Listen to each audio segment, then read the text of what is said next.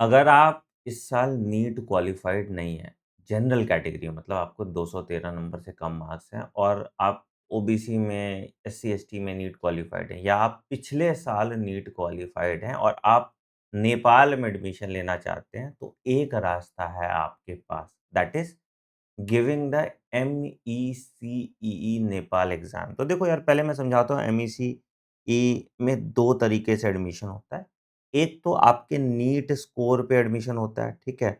और दूसरा जो है आपका कि आप इस एग्ज़ाम को दे सकते हैं, उस एग्ज़ाम के थ्रू एडमिशन होता है। तो जनरली जिन बच्चों का नीट स्कोर ग्रेटर देन 213 है, वो डायरेक्टली काउंसलिंग में पार्टिसिपेट कर सकते हैं, उनको एग्ज़ाम देने की ज़रूरत नहीं है या अगर कोई ऐसा बच्चा है जिसका नीट स्कोर 2013 से ज़्यादा है एंड उनको टॉप के कॉलेजेस चाहिए, तो हो सकता है टॉप के कॉलेजेस आपको कैटेगरी 1 में ना मिले, तो आप उस केस में भी एमईसी का एग्ज़ाम दे सकते हैं। तो आज के वीडियो में हम समझेंगे कि एमईसी का एग्ज़ाम कैसे देना है आपको एंड क्या-क्या तैयारी करनी होती है। इसका मैंने एक डिटेल पीडीएफ बना दिया है, इसका पीडीएफ आपको मिल जाएगा मेरे टेलीग्राम चैनल t.me/mentorbox001 पे और अगर आपको नेपाल के बारे में एडमिशन के रिगार्डिंग कोई भी जानकारी चाहिए तो हमारा हेल्पलाइन नंबर है 9007002666 पे कॉल कीजिए एंड मेरी टीम आपको इसके बारे में असिस्ट कर देगी।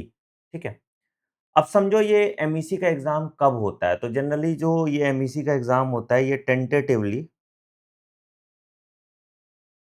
अक्टूबर फर्स्ट वीक में होने की संभावना है, ठीक है? तो आपके पास अभी सफिशिएंट टाइम है इस एग्ज़ाम को पढ़ने के लिए एंड इसके लिए हम आपको जितने भी रिसोर्स मटेरियल है, सपोर्ट मटेरियल है, वो सब प्रोवाइड कराते हैं। मेरे लेक्चर्स भी हैं इसके ऊपर, तो वो भी आप हेल्पलाइन नंबर पे कॉल करेंगे तो मेरी टीम उसके लिए आपको असिस्ट कर देगी। अब समझो एमईसी के एग्ज़ाम में क्या पूछा जाता है ना, आप उसकी तैयारी कैसे कर सकते हैं।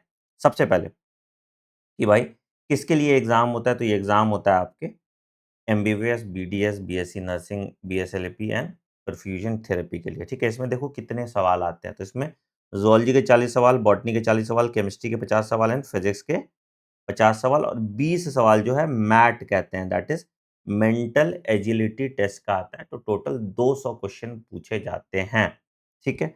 तो 200 सिंगल बेस्ट रिस्पॉन्स एमसीक्यू पूछा जाता है, ठीक है? अगर +1 आएगा आपको सही आंसर पे एंड आपका 0.25 डिडक्ट हो जाएगा पर रॉन्ग आंसर, ठीक है? एंड जो क्वालिफाइंग मार्क्स जैसे इंडिया में होता है वैसे ही इसका भी 50 परसेंटाइल होता है, तो अप्रॉक्सिमेटली 200 में से आपको 70-80 नंबर लाना होता है, अगर आपको क्वालीफाई करना है तो। तो अगर तुम बायोलॉजी अच्छे से कर लो, ठीक है? केमिस्ट्री के कुछ सवाल कर लो और मैथ कर लो, मतलब जो मेंटल एबिलिटी वाला है, तो आराम से आप इस एग्ज़ाम को क्वालीफाई कर सकते हैं। It is a very easy exam to pass, ठीक है? क्या एलिजिबिलिटी है? 10+2 आप साइंस से पास हो, फिज़िक्स, केमिस्ट्री, बायो होना चाहिए, 50% एग्रीगेट होना चाहिए पीसीबी में, ये मैंने ऑलरेडी आपको बताया था, ठीक है? अब देखो कैसे क्वेश्चन आते हैं, एमसीक्यू आते हैं, 4 ऑप्शंस होते हैं, 200 क्वेश्चन आते हैं, ये मैंने ऑलरेडी आपको बता दिया, ठीक है? एग्ज़ाम का ड्यूरेशन यहाँ पे जो 200 क्वेश्चन है, इट इज़ 3 आवर्स का ड्यूरेशन है। हमारे यहाँ 180 क्वेश्चन पे 3 घंटे है, आपको यहाँ पे 200 क्वेश्चन पे 3 घंटे है। तो जो क्वेश्चन होते हैं, वो ईज़ी क्वेश्चन होते हैं, लेंथी क्वेश्चन आपको देखने को नहीं मिलते हैं, ठीक है? क्या-क्या स चीज़ पूछा जाता है, तो सिलेबस हमारे जैसा ही इनका सिलेबस है। जैसे तुम देखो इवोल्यूशनरी बायोलॉजी, इवोल्यूशन चैप्टर हो गया, animal diversity and classification, animal kingdom, animal tissue, histology, types of tissue आ गया तुम्हारा उस पे, ठीक है? Study of selected animals, human biology and physiology, पूरा human health and disease, human physiology सब कुछ आ गया उसमें। माइक्रोबियल डिजीज़ एंड इम्यूनोलॉजी, वही microbes and human health and disease आ गया।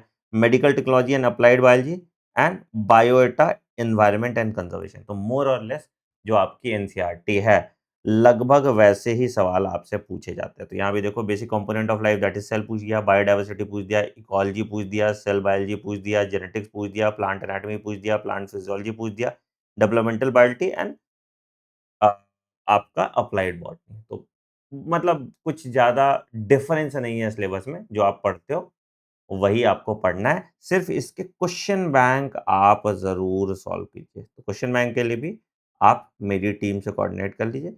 वो इसके पीवाईक्यूज़ आपको शेयर कर देंगे। ठीक है?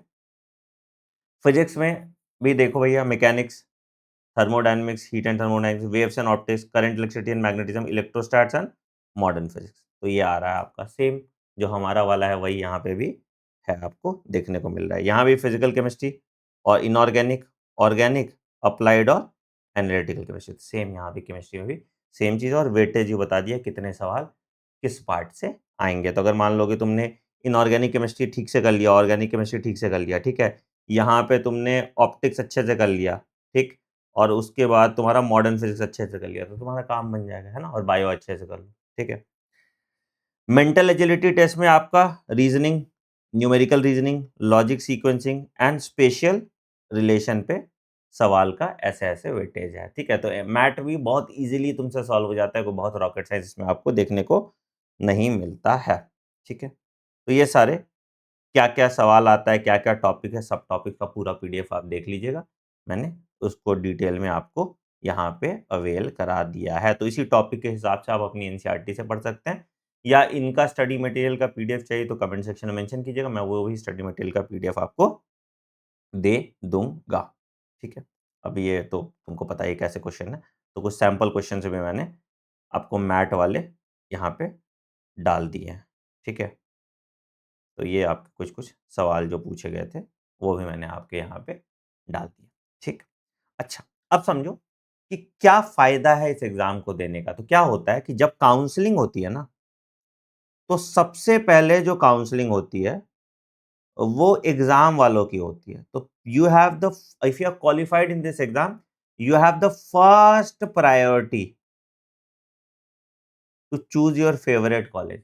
उसके बाद फिर नीट स्कोर के बेसिस पे काउंसलिंग होती है। तो ये एक बड़ा अच्छा फ़ायदा हो जाता है, जिस बच्चे का स्कोर या तो बॉर्डर लाइन पे है, ठीक है?